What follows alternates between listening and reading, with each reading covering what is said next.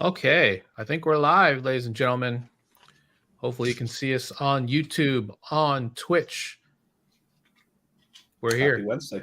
Happy Wednesday. Welcome to the Beacon Roundtable, for the most awesome of masterminds in all the DeFi land. I'm Chris. Hey, what category? Oh, sorry. I was going to ask, what category are we on Twitch? I think we're just degenerate gambling. Oh, I just wish. chatting? Okay. No, we're just chatting. Unfortunately, they banned gambling. Or They fortunately, did. depending on your opinion. Okay. I mean, we'd probably get more views if we were sitting in a hot tub right now, but I'd rather not. So well, I'm open to it. Whatever it takes. Exactly. All right. If you guys are listening to us out there in the Twitch chat, in the YouTube chat, feel free to say hello. Happy to have you all here with us today. We got a lot to talk about. Quite a few things going on. We'll start off with the Arkham. I'll put this in the chat for anybody who is listening on YouTube as well as Twitch. The Arkham Intel, we talked about this one last week. They are live now. So check to see if you are eligible, is really what it is. Bear with me. I'm on holiday right now, so my setup is a little funky. Oh, are you British now, Chris? It's just because. Well, it's worth saying there was a lot of controversy. There is a lot of controversy around this project, around the referral links, and doxing of email addresses due to the poor cryptography around the referral link generation. But, an airdrop's an airdrop. I think it's kind of based on the amount of volume you got through your referral link. There was actually a tweet that I saw of somebody who had basically created thousands, I believe, or at least hundreds of email addresses over the span of 24 hours or so to spam creation of Arkham accounts with his referral link or their referral link, and I think netted $60K from this airdrop, which is pretty nuts. I ended up signing up for Arkham, but I never really shilled my referral link because it felt a little icky. But this whole idea of this platform is a little icky. I mean, anybody got any thoughts? No, I know we talked about that before. Just the way they handle this airdrop seems to be the way they handle most things from, marketing and how they kind of built out the platform. I don't know how good the end product is going to be, but the fact that they became a thing from nothing basically by posting false alerts and which had a large impact on the market. And then they capitalized on that by by advertising through it. Yeah. Hats off to the guy that made $60K, right? Nice job. Yeah, for sure. Yeah. I mean, that's the thing, right? It's almost like crowdsourcing your alpha in a way, because you have to dox everybody along the way to get any of this alpha. So, I mean, if it's like a congrats for information sharing, I guess. Yay. Did he have to dox somebody to get his $60K? No, I mean, you could always use your email address as well. I mean, like a crypto email address or a different email address. The only thing that got doxed from the referral links was email address you used to create the referral link. Might be a problem. And I think you kind of had to do some work to get that anyway. Anyone who's specifically looking for that. But, one little tip that we love to give is if you're going to be farming in DeFi or becoming a DeFi native, do not use your personal email address in this space. Go get a throwaway Gmail, throwaway, Yahoo or Proton Mail, although some people are kind of not happy with Proton Mail right now. And there's a couple others out there that are decentralized and, privacy focused. Use those. Don't use your personal email, especially in the event that you get yoinked, you get exploited. You don't want your personal email being floating anywhere around in the bad actor space, for sure. So, yeah. Another thing worth mentioning is just from an OPSEC standpoint. So obviously, if you're Anon, it's really hard to have bulletproof OPSEC to remain 100% Anon, especially if you're active on social media as an Anon. And if you're getting high profile, But from a security standpoint, so like there's privacy and then there's security, and they're kind of two different things, right? So from a privacy standpoint, very difficult to remain anonymous if somebody's truly motivated and has the resources to try to figure out who you are. But from a security standpoint, it's also kind of important to use different email addresses for financial services, especially. So things like your centralized exchange account, things like your bank account, things like your brokerage account should not be the same email that you are signing up for random degen new projects like one chain with. If they're asking for your email, that you don't have to create a new email maybe like entirely for that purpose, but you should have emails that you're not using for anything else, that you use for centralized exchanges, et cetera. So that if there's a data breach on another service, like there kind of was here, or like there's data breaches all the time, your normal email address, your high value email addresses, your high security email addresses are not being compromised by those events. If you could take a second, Jangle, to define OPSEC for anyone who may be listening to this for the first time and not know what that term means. Yeah, it just means operational security. So yeah, like how you handle your security and your privacy when operating on the internet. Obviously, different people have different standards. It's very difficult to have like bulletproof OPSEC, especially if the people who are trying to figure out who you are or gain access to some of your accounts are like very sophisticated actors with a lot of resources. But if you're just like, a normal person using unique passwords, using various different email addresses for your high security applications and services, and you're using two-factor authentication with a YubiKey, you're managing your own private keys with a hardware wallet, like that's the sort of things I'm referring to. Yeah, I mean, I think everyone should have throwaway emails. I had a throwaway email when I was 13. Like everything I ever signed up for was in a throwaway email because they all sell it to advertisers, and I didn't want that in my primary. So, it just makes sense. Yeah, if you're gonna, be a Sybil attacker and for fun and profit, you should probably spin up like a few hundred throwaway emails. So no stress. Yeah, and it's worth noting that you don't actually have to create new email addresses from the get-go, because that's sometimes time consuming, right, and difficult to manage, especially if you're not using a password manager, which you probably should be using a password manager. But there's two services I'm familiar with. Number one, if you're an Apple user and you have like iCloud, you can use Hide My Email, which is a service through iCloud, which is a proxy email that is generated that you can turn off or on at any time.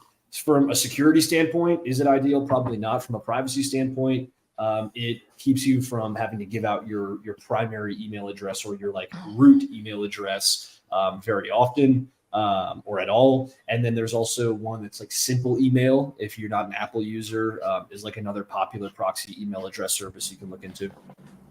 Yeah. Chris, did you want to bring up the deck screener link there to the Arkham token? Just wanted to. Yeah. Do you have a link? Let me grab that link that you have here.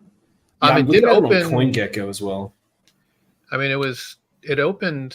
We'll grab the deck screener since we're going to try and stay as focused on DeFi as we can, right? Yeah, I don't know what kind of liquidity it has on Binance. I guess it launched on the Binance Launchpad there. Sheesh. Yay, VPN. Yeah, this seems to be the primary on-chain liquidity, and it's like 637k liquidity compared to 646 mil fully diluted value. So, not really interested in buying this. Sure, I'm sure it could go crazy. I'm sure it could get a lot of media attention and hype value from that, but not something I'm interested in acquiring myself. Does anybody know what the purpose of the Arkham token is? I think is it governance or is it clout? Do you remember? I think it's payment. So in order to pay for the services, you'll be using the Arkham token. Okay. Yeah, I mean, so I mean, for anybody who actually got the airdrop, would you actually consider holding any of this when it comes to stuff like that? I mean, the Binance Launchpad was at 5 cents, I think, per token. Yeah. So if you bought on the Launchpad, you got a decent deal. Plus you got the airdrop, I'm sure.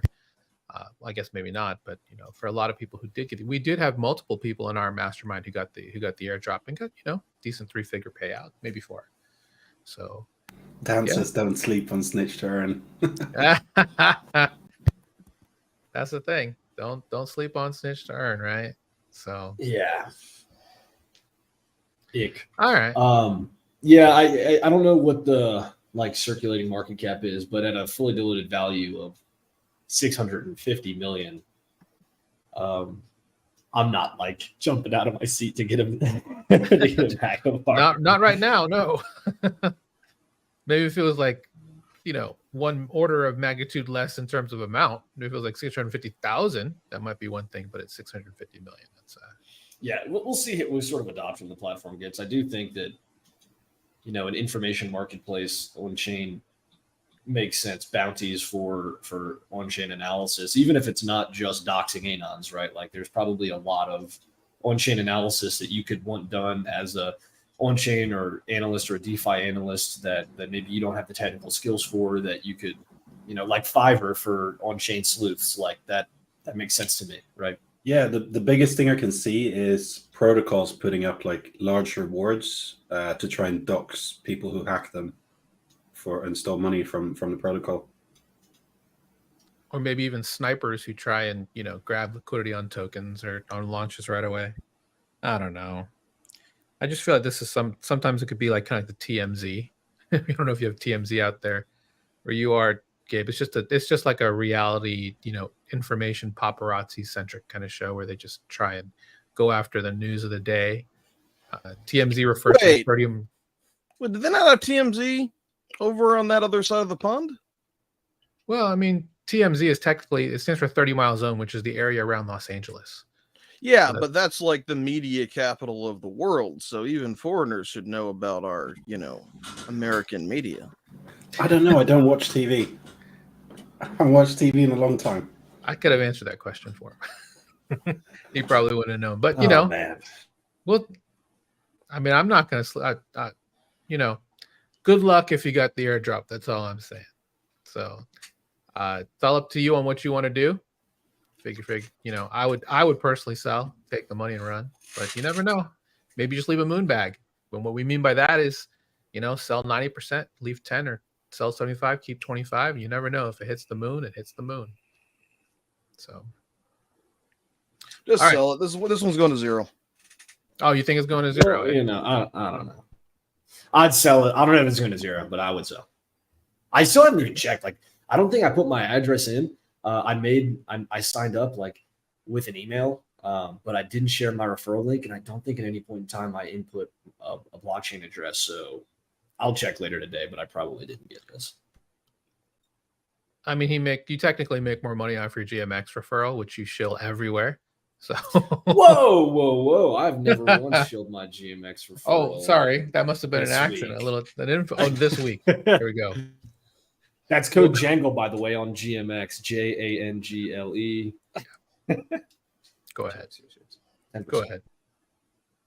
While we're at it, please, if you have a chance, subscribe to us on YouTube. Subscribe to us. Follow us on Twitch. Add us on Twitter. There may be an incentive to do so sometime in the future. So yeah, I'll just leave. What are we gonna get this on TikTok too? We gotta get TikTok.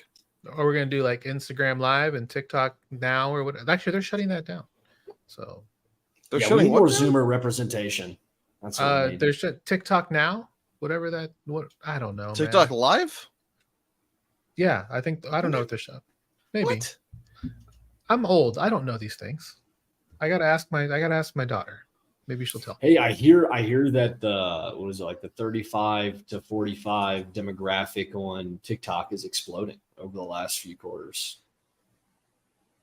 Anyway. Yeah, man. The old people love TikTok. I don't know what you're talking about. They do.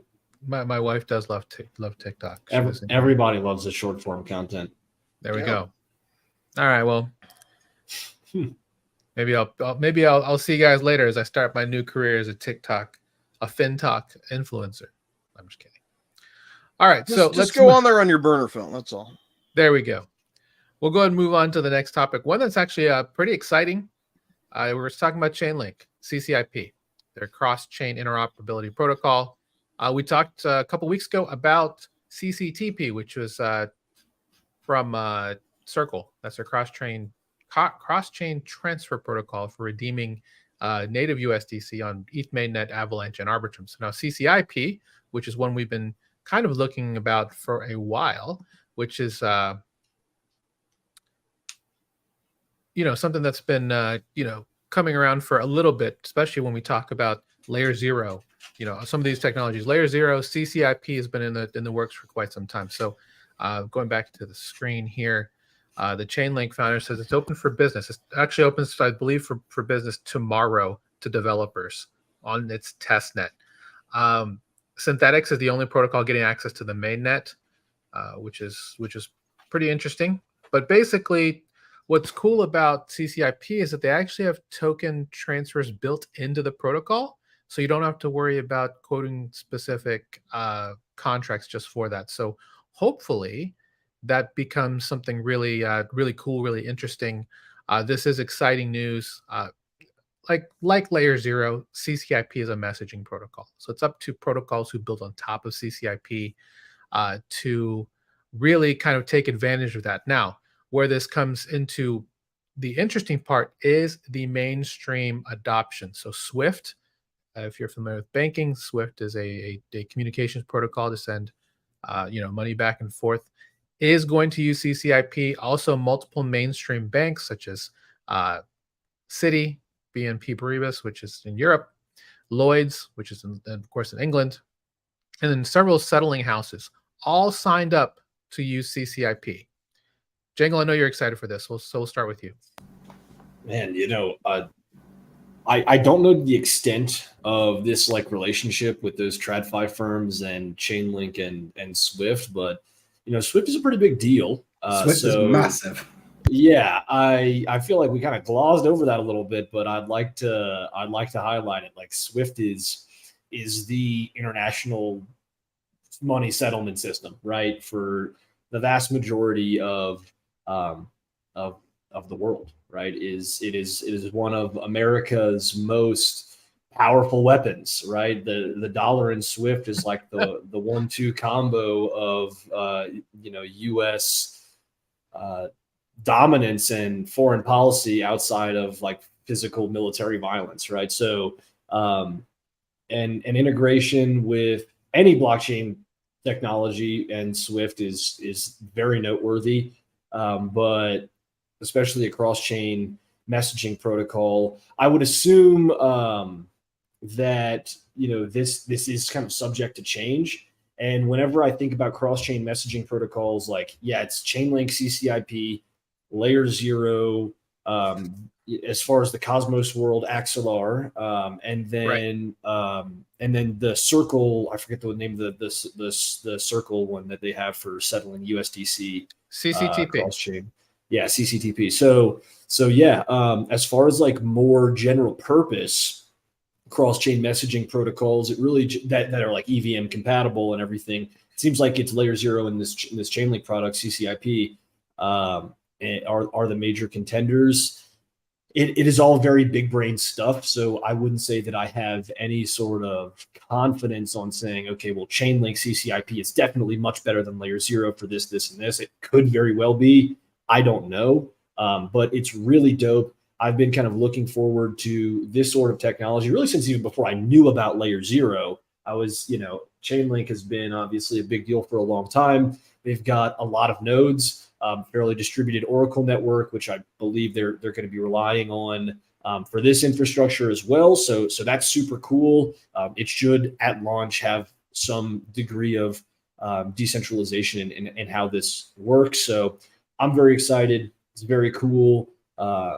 And obviously interoperability, bridge security, cross-chain messaging is one of the weak links in the blockchain world. So pun intended there. I was about to say, is that a pun intended? Yeah. Hopefully the Link Marines have made some progress here on improving secure interoperability and stuff like this, along with standards in how we build and launch layer twos like the OP stack.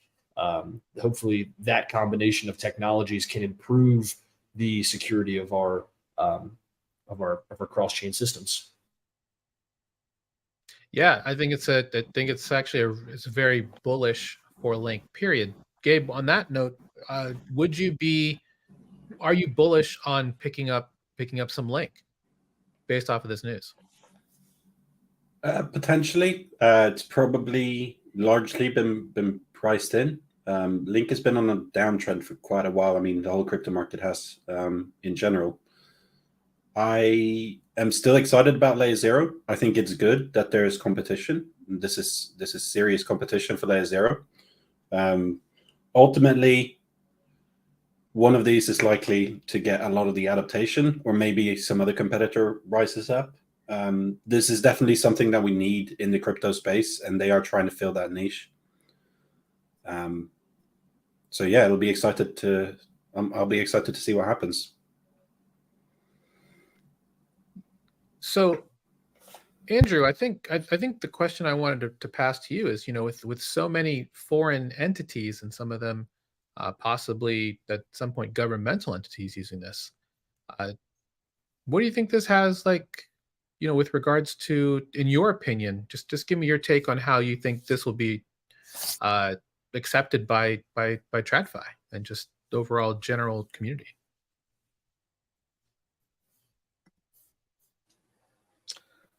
That's a great question. I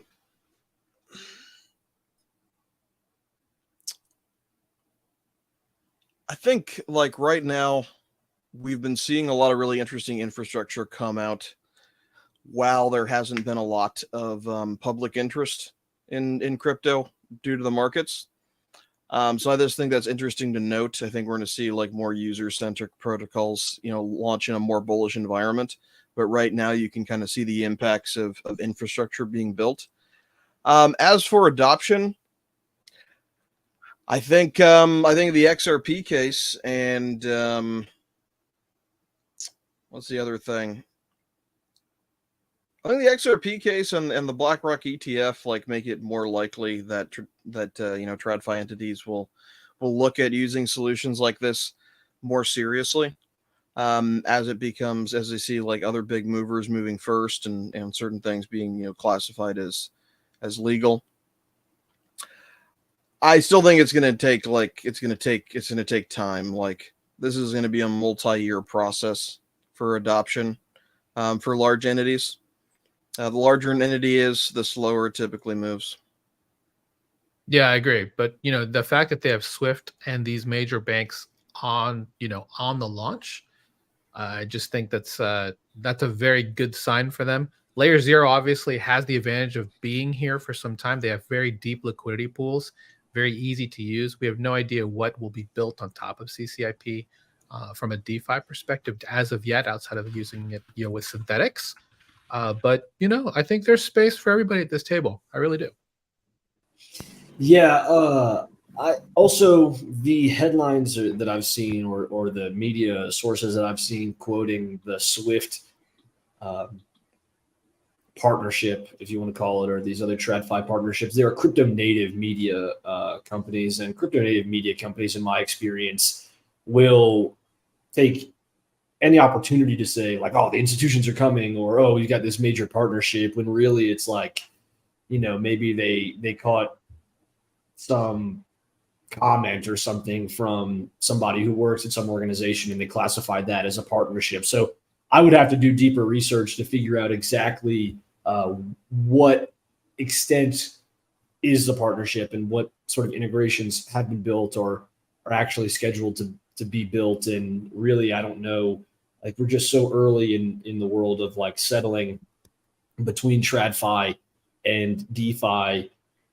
The main way there's on and off ramping and settlement between, Ethereum's ledger and, the Swift network or TradFi is like through centralized exchanges like Coinbase, and I don't see that changing in the next year.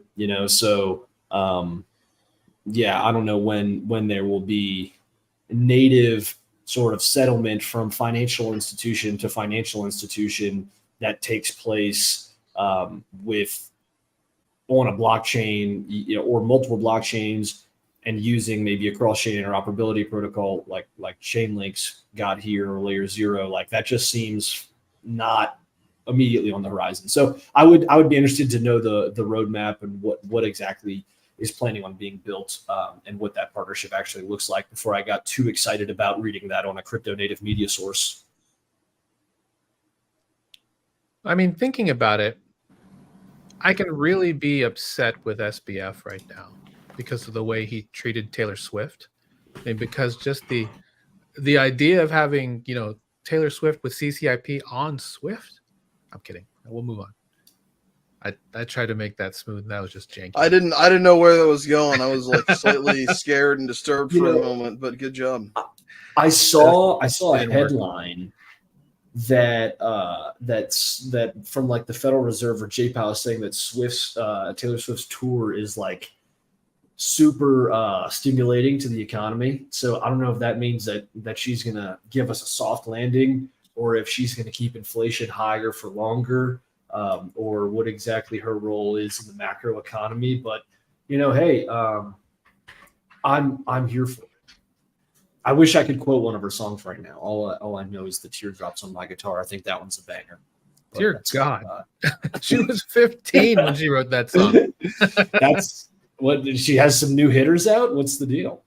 Quite a few. I mean, I'm not gonna quote any of them. My wife is the ultimate Swiftie, but okay. I will say the concert was pretty fire. 44 Yeah. songs on that docket, but you pay a lot of money for it. Whatever. We'll move on. Well, we will just extend our official congratulations to the Swift and Swiftie community on their integrations with Chainlink. So, but stop partnering with Ticketmaster. Boo on them.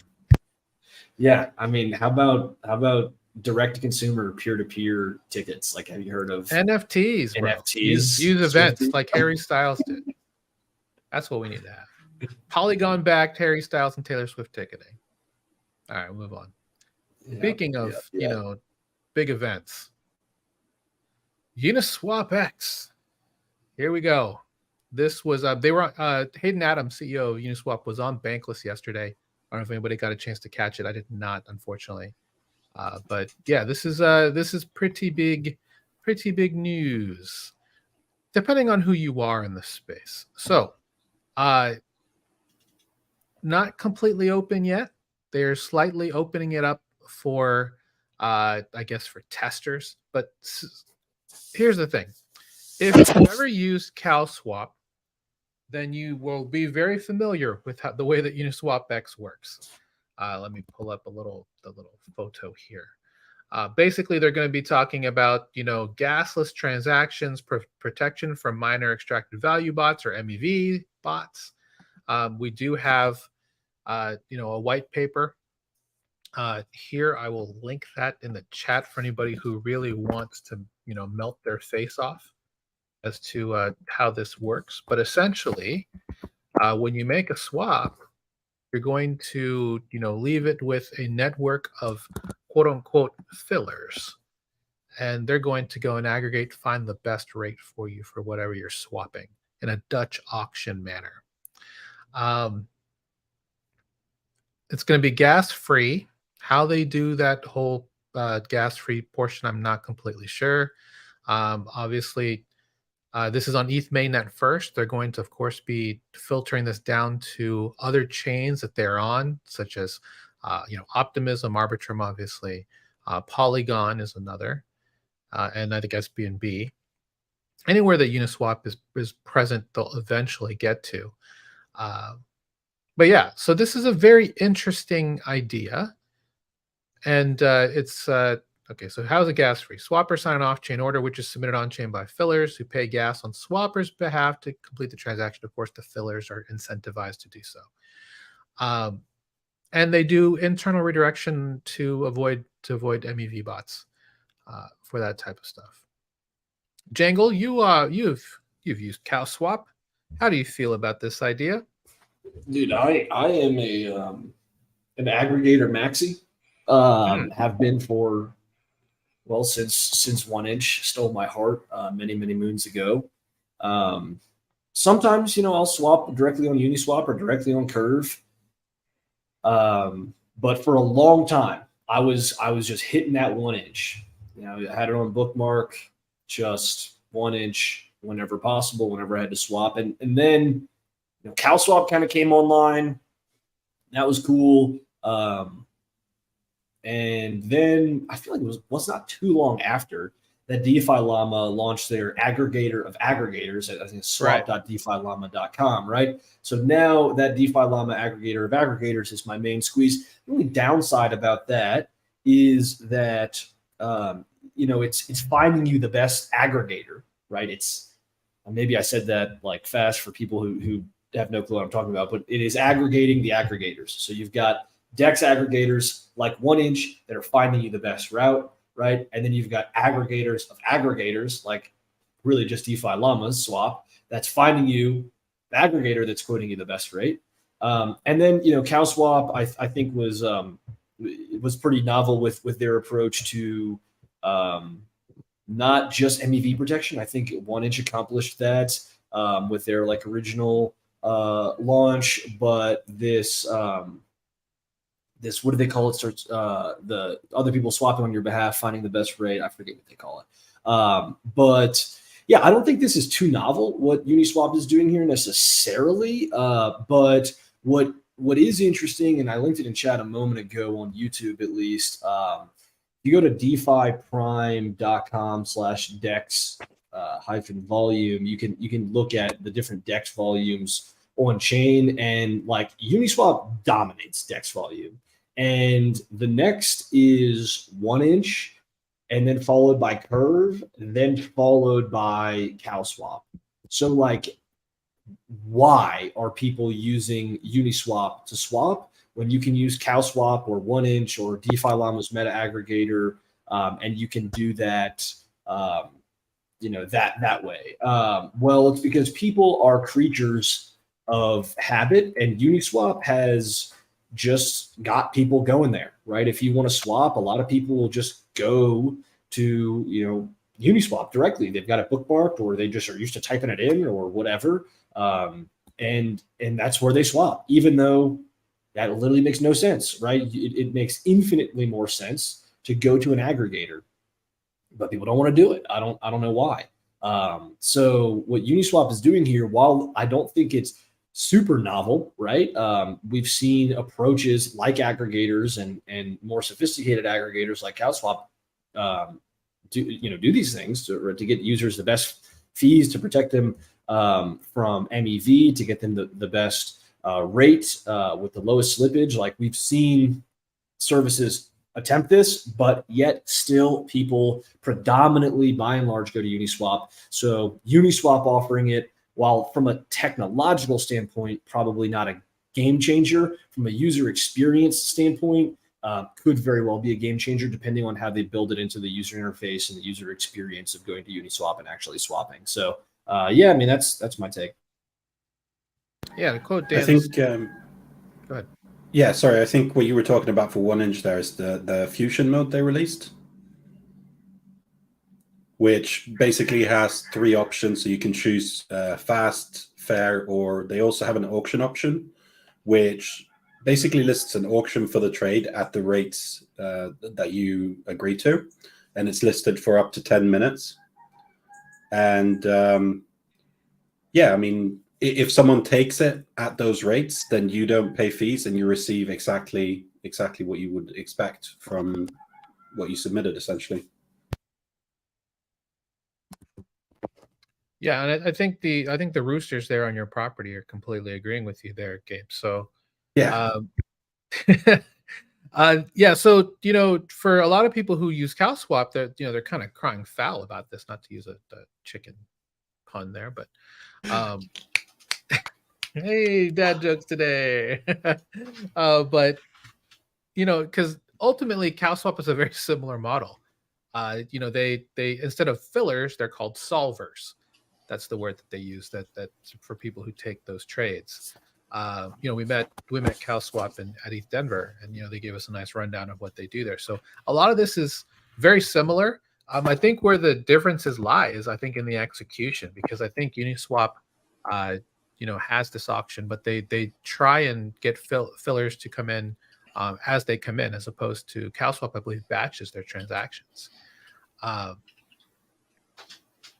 So I think it'll be interesting, especially once V4 comes out. That could really open up a lot of other methods to get these fillers, available to take swaps and get better rates from who knows where, because they can use, a variety of different methods that CalSwap maybe doesn't have in right now, or even 1inch. But so essentially, what was it that they told us at CalSwap? The best rate you can get on Uniswap is the worst rate you can get on CalSwap, or something like that. I'd have to probably go back to my notes and find out, but we'll see how. That makes sense, right? It's the same with any aggregator. Yeah. Uniswap charges a lot of fees. Yeah, they do.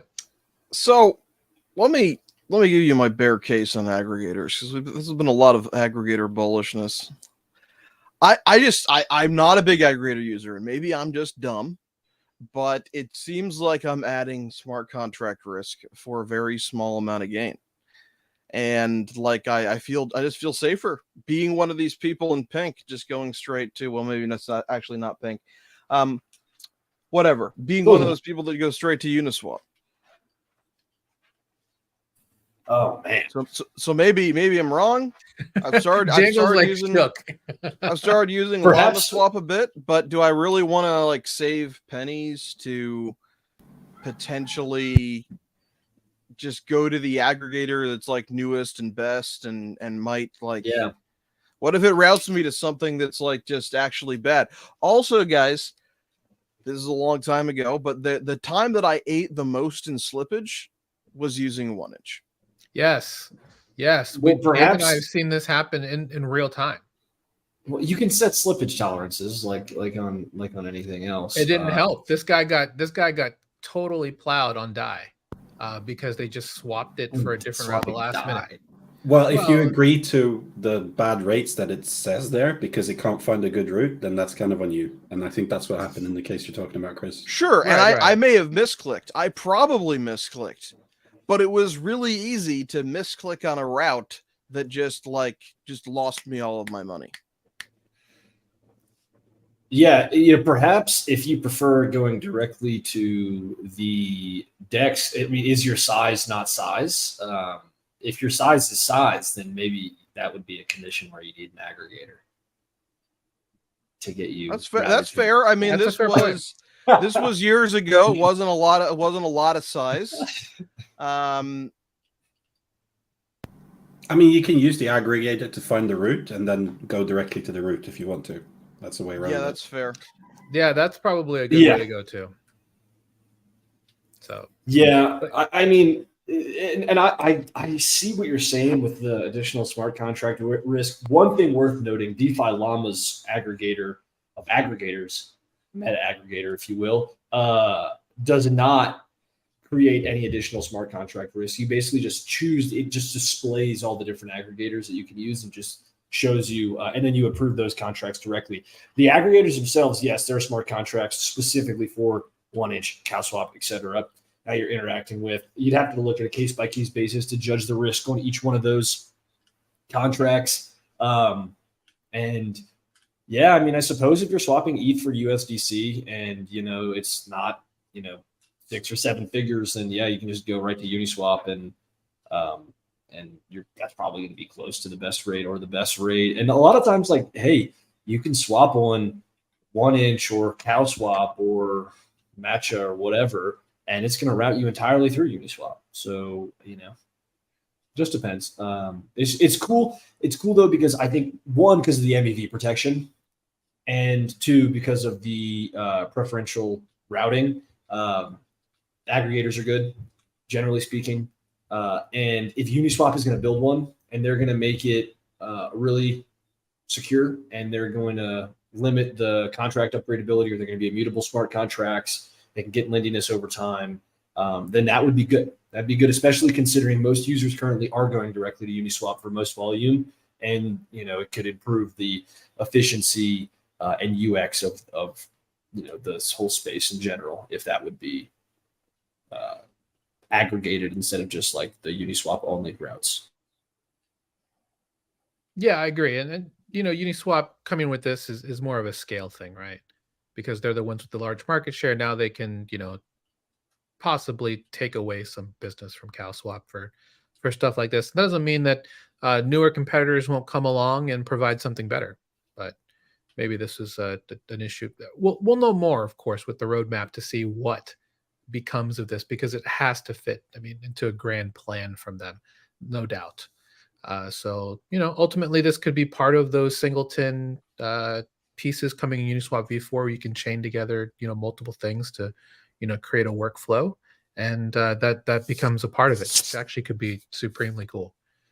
So now we just need more aggregators so we can get or more meta aggregators so we can then have another layer of meta aggregators.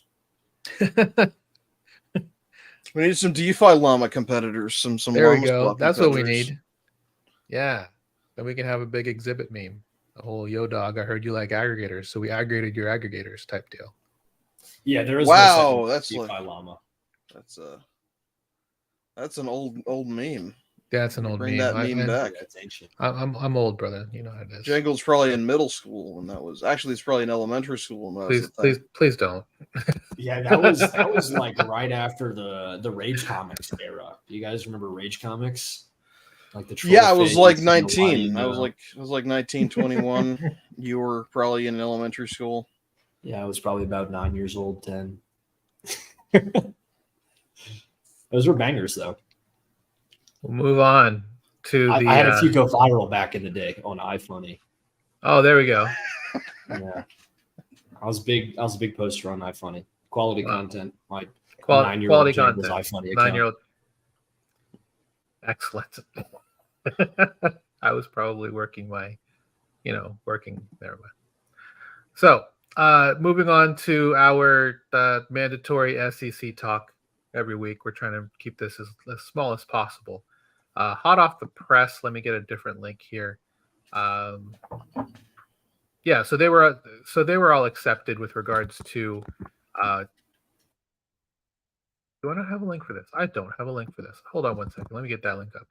But essentially, what's going on here is that all 6 of the major ETFs that were filed. So obviously from BlackRock, from Invesco, Fidelity, VanEck, Wisdom Tree, they were all put on the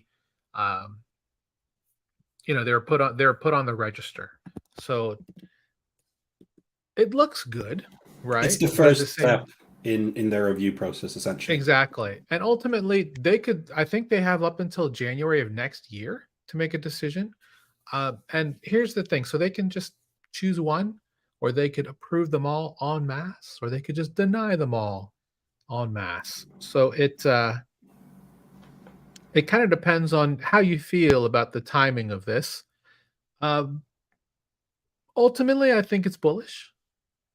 It's almost like, especially with all of the talk around Chair Gensler right now, and he's trying to. I don't know if you saw one of his most recent talks. He's trying to deflect people from thinking about crypto and looking at AI as the real enemy, type of deal. So that might be a sign of him, just throwing in the towel. It's like this is probably going to happen, and we're on our way to Valhalla at some point.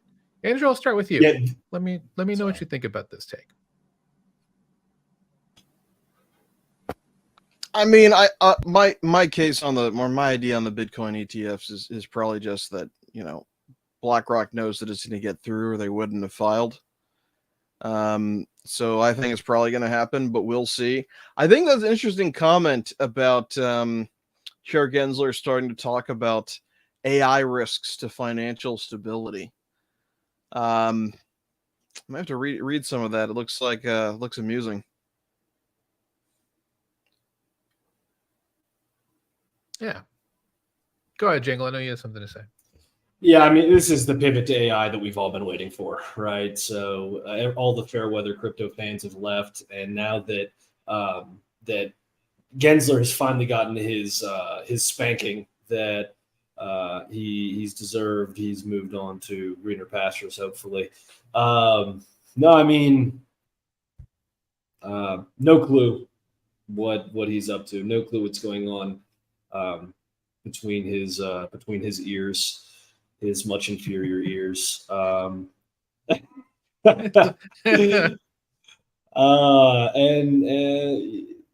hopefully they get approved. I think it's still, the timeline hasn't changed too much, right? They could delay, they could critique them a little bit more and force some refilings. But they're coming, they're coming, and not just the Bitcoin ETF, ETH ETF, state ETH ETF. That's what I'm really here for. And then, hopefully eventually we get a new chairman and likely a new administration, and we just, the innovation can kind of continue once this regulatory nonsense is out of the way. Correct me if I'm wrong, but this is the first time any Bitcoin, like spot ETF, has ever passed the first step, right? They've all been declined right out the gate before.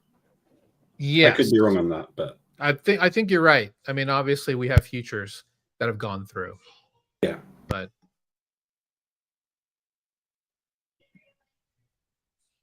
my children have survived their kayaking experience. I don't know if you can hear that, but anyway, yeah, big news. I mean, this is just kind of touching on that. Yeah, I'm really excited to see this. I saw this on the timeline last night. It was kind of breaking that they all made it to the register. So we'll see where we go from here. I do think that even in a little bit of a slump, that BTC is still hanging around 30 is a good sign.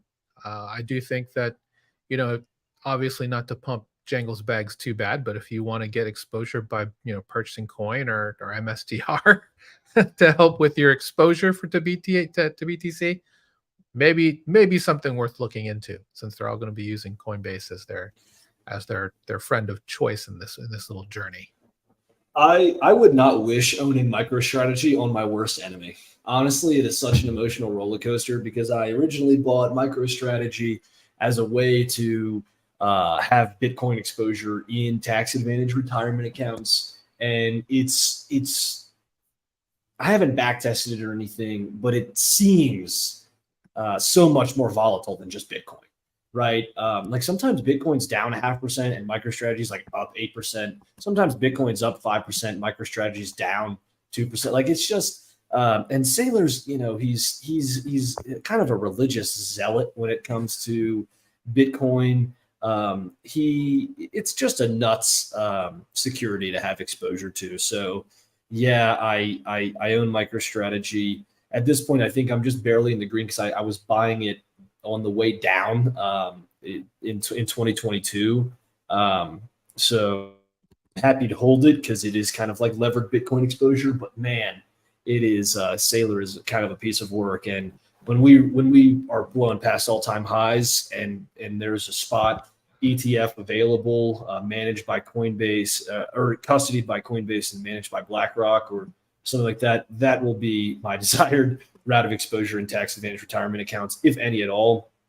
And then, yeah, Coinbase, like I've said previously, I'm not rushing out to buy anymore. I do think that it can do multiples from here into the next bull market. But yeah, my bags are packed with Coinbase. Happy with my allocation. It's like up tremendously with all this ETF news. And I think Coinbase might be my single best performing asset like year to date for sure. So. Not financial advice, of course, but yeah, just friends talking here. Not telling. Like, I'm not buying any more Coinbase right now. Just friends talking here. Just this is just for your entertainment, for your critique of bags. One thing we talked about a couple weeks ago, and a lot of people have asked, let's say this all goes through, and the SEC still wants to go on the warpath. What is left? What is that next thing that they go after? Honestly, I've seen a lot of talk about it being stablecoins in any form. So we'll see exactly how this might play out. But to bring up our next piece, and I don't have a little headline Real for it here. quick, Go ahead. can I interject? They have no jurisdiction over stablecoins. Like stablecoins are Not saying they do. I hate this this narrative. Like what can the SEC destroy next, right? Like the SEC is supposed to exist for protecting investors and ensuring the stability of financial markets and prevent investors from being defrauded. And if they are not achieving that goal, then it needs drastic reform or abolition. I don't know. It needs to be totally rethought or totally restaffed if it's not achieving that goal. So or those goals. So yeah. And there's bills, there's legislation in Congress. What's the name of it? Is it actually the Fire Gary Gensler Act? What do they call it? The SEC Rehabilitation no, or something. No, Yeah, yeah. We talked about it. We talked about it 3 weeks ago on this call. Yeah, the hashtag is Fire Gary Gensler. You search that up on Twitter, and you'll see some Congress people tweeting out their SEC restructuring act. I think is what it is. Yeah. Yeah, we talked about it because it's from the senator from Ohio, and basically he wants to replace Chair Gensler with a committee of 6, and then the executive chairman of the SEC would be the tie-breaking vote in case there's a tiebreaker. But yeah, I think each one of the seats is from the 6 districts of the SEC, their presidents or something like that. But yeah, so that's not gonna happen. You get the right people talking, right handshakes. The restructuring of the SEC is not going to happen, or no. I don't see that happening. I don't see why not. I mean, maybe not during this administration, right? But like, if there's enough political, well, maybe there's not enough political will, but like perhaps the SEC has too much authority for it to be kind of under the control of predominantly one chairman. Like maybe too much power is vested in the chairman. And it would be better to what the act I think proposes is splitting up the chairman's authority amongst more people in the SEC, because there are more reasonable, more measured people within the SEC that are pro innovation and pro crypto, and if the power was spread a little bit, one extremely horrible chairman couldn't just like wreck an entire industry for 4+ years.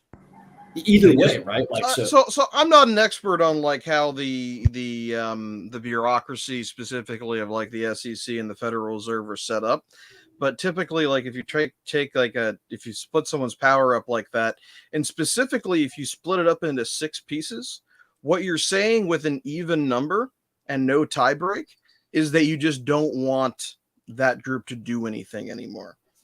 And I think it would be a fairly extreme governmental position. We would need a very extreme government that was unified at every level, every branch of our government, to do something like have it be 6 specifically. If it was anything else, I would say I wouldn't have said I just don't think it's going to happen. But specifically with 6 people, I just it seemed like it would be impossible for under current political climate for there to be such a sweeping majority in either direction that would be able to make such radical changes. Also, like the conversations around regulation of stablecoins from the U.S. government is not really like originating or being directed to the SEC. This was something that the Treasury Department was calling for 2 years ago, and they've been like issuing reports, but like nothing has happened. So, if something was going to happen on stablecoins, it needs to be legislation or an executive order. So I just think want to- sorry, go on. I was going to say, if anything were to happen regarding stablecoins this year or the next, it would likely be because the president of the United States makes an executive order that establishes some sort of regulatory framework. I think with the amount of power the SEC even has, it could very easily be argued that the whole institution is unconstitutional. They're completely unelected officials with way too much power. Well, let's put it in context. Maybe the amount of power that Chair Gensler thinks that they have is unconstitutional, which the recent Ripple finding has supported, right? But they are given power, just like any executive agency. They are given power through laws passed by Congress, right? And then when they go on their tirades and start expanding their jurisdiction past what was given to them by Congress, when they start enforcing regulation that they don't have the right to enforce because that right wasn't given to them by a law passed by Congress, that's when it becomes unconstitutional. Obviously, there are certain things they can't do, even if Congress were to pass laws because of like inalienable human rights in the Constitution. But like so far, I think that's not the argument that has been made by some of these people who are challenging SEC decisions. It's really just been that the SEC thinks a lot of things are securities that they have jurisdiction over regulating that are not. So I think the SEC as an institution is not unconstitutional, but perhaps specific SEC actions and opinions exceed the scope of the powers granted to the SEC by Congress as it stands. Yeah, I mean we're operating under the Securities Exchange Act of 1934. So I don't think we're gonna like see Congress get more functional this decade or the next. Hope to be wrong, but based on like Congress not being that functional and not really like updating the laws and not really being able to make modernization changes, I think we're just going to continue to kind of see this framework where it's the courts and executive action that move things along like this, because Congress is really like they're only going to like pass like one meaningful piece of legislation per session of any like big ramifications. And I don't think, at least right now, this isn't at the top of what people care about. So there isn't a whole lot of incentive for them to act on it.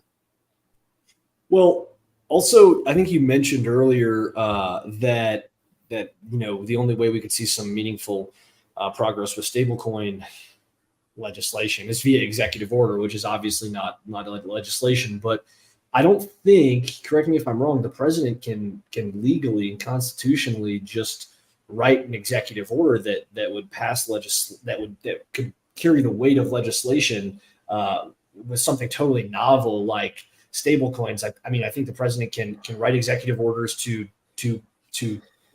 direct the executive branch, like the agencies within the president's jurisdiction, to make policy around those agencies or around laws that are already exist and passed by Congress. And then like a few other specific circumstances, maybe declaring emergencies or certain foreign dealings that are under the jurisdiction of the president. But like as far as passing broad stablecoin frameworks via executive order, like that's just outside the scope of what can be accomplished with executive order. That requires an act of Congress to be constitutional and legal, right? Well, the way I think about it is basically like an executive order can do anything that the Supreme Court doesn't overturn. I hate that sentence. That just made me physically ill. But like that's just how it operationally works. Like you are right, like an executive order is just the executive telling the executive branch of government to do a thing that they believe that they have the right to do.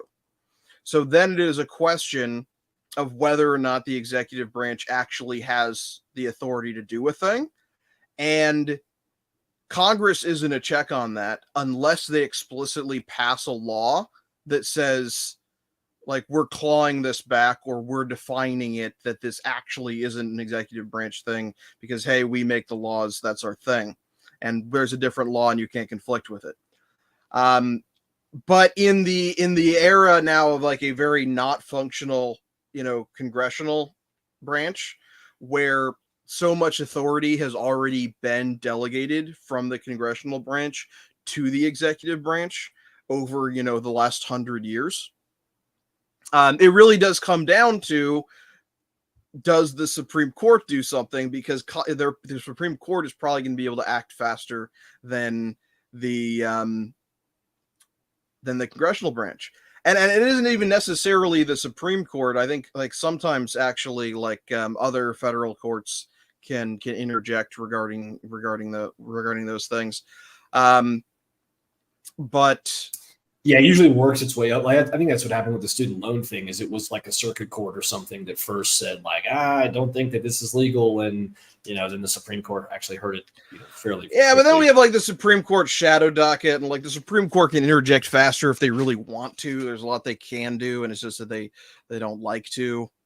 But this is just a lot to say that in the end, whether an executive order gets gets through or not, really kind of depends on the who are the unelected bureaucrats that are sitting on a bench in the Supreme Court, that are appointed for life in another super archaic system, based on like who happened to be president when previous bureaucrats died. So I don't think like the current Supreme Court would be particularly sympathetic to broad executive action to regulate stablecoins. But that doesn't mean that here's and I may be like rabbit trailing a bit here, but say the executive branch just wanted to like disrupt crypto a bit or disrupt stablecoins. Even if it was overturned in court, the mere act of there being an executive order that did something negative about stablecoins could like cause Coinbase's stock to crash because it like might impact their operations in the industry. And would there be a full recovery if that executive order was then deemed unconstitutional? Maybe not, because then there would be the assumption that, okay, well, that didn't, that was overturned, but they're probably going to try to do like another executive action because they've already signaled that intent. Anyway, I think that's enough on government theorizing. Probably way too much on it, honestly. Yeah, probably way too much. Sorry, everybody. That's all right. We'll go ahead and move on to wrap up. One thing I did want to talk about with regards to stablecoins before we kind of went on this diatribe is just that Arthur Hayes's Holy Grail stablecoin project Athena raised $6 million through Dragonfly, which is his own VC firm, by the way. So nothing kind of shocking about that, but it's an interesting ETH-based stablecoin that uses ETH perps to short Ethereum and keep it steady. Help with arbitrage, I guess. Didn't he talk about doing this with Bitcoin derivatives like a year ago? He did. Yeah. But Bitcoin's boomer coin, there's no native yield and it's inflationary. This is much more on brand for him trying to do it with ETH. I like it. Why not do it with the superior money, the deflationary money that has a native real yield associated with it. And then so be long as backing the stablecoin long with LSDs and then short positions with perps, and then if any market conditions, it's fully collateralized. Makes sense. Is it going to be the model that takes over? I don't know. I have my doubts. I'm bullish on kind of other models that we don't have time to cover today, but I will cover elsewhere. We'll cover in another episode because we're long due to cover stable coins and LSTs and whatnot. So is it just to check? Is it the Titan model, Jangle? Yeah, that's it, baby. as you know. Okay, exciting. Two things we'll rapid fire real quick with regards to that. Celsius is their fire sale is apparently starting to go now. They've sent 63 million to Falcon X with regards to getting those out on the market. This came up as well. Luna Treasury dumping for CVX. Again, these are all just things that to kind of keep an eye on when you're watching the market kind of move around. So Your DMs are open, Chris. Let's see. Are they? Oh, thanks. On Twitter. They sure are. They sure are. Anyway, just a bunch of spammers anyway, most of the time. Yeah, so a lot of movement there, and then Base opened last Thursday for developers ahead of the August general admission or general acceptance model for Base, which is the layer 2 built on top of Optimism from Coinbase. So that's big news, and then we have just a couple more pieces of news with regards to just some more stable coins like DeFi Saver has a UI for Curve USD, which we'll maybe put in the show notes or something. But just so there's a lot of movement with regards to that, a lot of interesting movement. Obviously, this Arthur Hayes thing is a little on the late side, but at the same time, more competition is good. So, anybody have any final thoughts before we go home? Hey, so XRP not a security apparently. Oh yeah, we didn't even talk about that, did we? It feels like an eternity. Yeah, we've been talking about it in every other call, I guess. Maybe not on this one. Well, it was what? Was it Thursday? It was Thursday or last Wednesday after this call? Last Wednesday. XRP not a security. Great news for crypto. Some positive news. Yeah, bullish and news. The SEC can suck it. Or at least Chair Gensler. I have faith the SEC as an institution can be redeemed. Just because I'm trying to be agreeable, not because I really believe that. I was about to say. All right, guys, that's the time we got for today. Thanks for joining us here on the Roundtable. We'll see you next Wednesday. Gents, thank you. Got more calls on the docket today for our mastermind members. Anything you want to plug, Jangle, before we go? Follow us on Twitter. Hit the like button. We got 11 people in the stream, and we've got 2 likes. I think we can do a little bit better. Make sure you're subscribed. And we run a research and education mastermind around DeFi to help you catch these wins. If you want to check it out, it is Beacon DeFi, and our free group on Circle is the platform we use for that as well. I will link in chat. It's Beat the Bank. So go check out Beat the Banks, like the video, subscribe to the YouTube channel, and we will talk to you all next week. See ya. 07, everybody. See you later. Cheers.